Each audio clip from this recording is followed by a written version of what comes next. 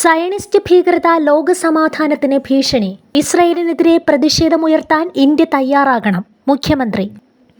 Zionist ഭീകരത ലോകസമാധാനത്തിന് ഭീഷണിയെന്ന് മുഖ്യമന്ത്രി പിണറായി വിജയൻ. ഇസ്രായേലിനെതിരെ പ്രതിഷേധമുയർത്താൻ ഇന്ത്യ തയ്യാറാകണമെന്ന് മുഖ്യമന്ത്രി ആവശ്യപ്പെട്ടു. ഇതിനെതിരെ ലോകമാകെ ഒന്നിച്ച് ശബ്ദമുയർത്തണം. അമേരിക്കൻ സാമ്രാജ്യത്വത്തിന്റെ പിന്തുണയോടെ ഇറാനെതിരെ ഇസ്രായേൽ നടത്തുന്ന ആക്രമണം നിർത്താൻ ലോകം ഒന്നാകെ നിൽക്കണമെന്ന് മുഖ്യമന്ത്രി പറഞ്ഞു. സംഘർഷത്തിന്റെ പശ്ചാത്തലത്തിൽ മടങ്ങിയെത്തുന്ന കേരളീയർക്ക് ആവശ്യമായ സൗകര്യമൊരുക്കാൻ ഡൽഹി റെസിഡന്റ് ഓഫീസർക്ക് നിർദ്ദേശം നൽകിയിട്ടുണ്ടെന്ന് അദ്ദേഹം പറഞ്ഞു. സംഘർഷം രൂക്ഷമായതിന് പിന്നാലെ ഇറാനിൽ നിന്ന് ഒഴിപ്പിച്ച ഇന്ത്യൻ വിദ്യാർത്ഥികളുമായുള്ള ആദ്യ വിമാനം പുറപ്പെട്ടു. നാളെ പുലർച്ചെ 2 മണിയോടെ വിമാനം ഇന്ത്യയിൽ എത്തിച്ചേരും.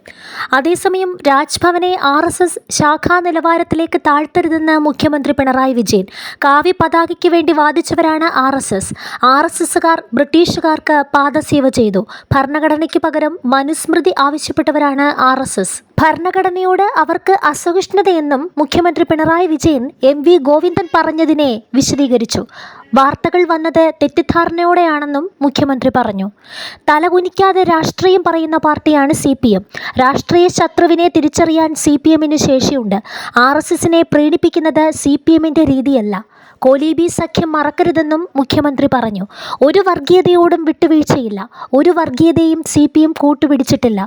215 സഖാക്കളെ RSSകാർ കൊലപ്പെടുത്തിയിട്ടുണ്ടെന്നും മുഖ്യമന്ത്രി വ്യക്തമാക്കി.